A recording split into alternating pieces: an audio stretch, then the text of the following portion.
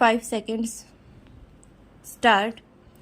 The defense believed that PW2 had received the injuries on the evening of June 23 and not in the morning of June 24 gains credence from the fact that an incident between the two sides had admittedly taken place on the evening of June 23, 1995. Stop.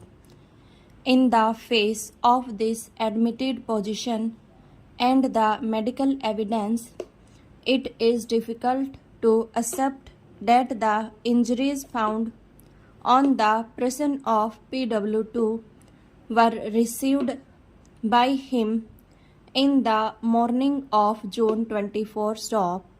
From this, either of two inferences would logically follow. 1. PW2 was not present at the occurrence in which the deceased was killed in the morning. Stop. The occurrence in which the deceased was killed did not take place in the morning of June 24, and he was not killed in the manner as suggested by the prosecution. Stop. Both the inferences are equally damaging to the prosecution case. Stop.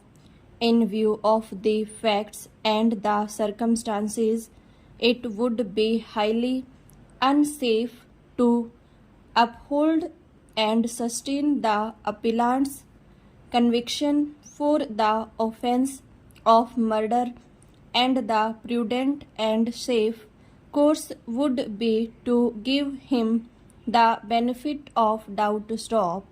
Accordingly, he is acquitted of the charges under Section 302 and 324 IPC. Stop. Stanza. The next appeal is directed against the judgment of the Punjab and Haryana High Court in Criminal Appeals numbers 201 of 1996, confirming the appellant's conviction under Section 302 of the Penal Code and the sentence of life imprisonment awarded to him by the trial court for having committed the murder of Kamlesh. Stop.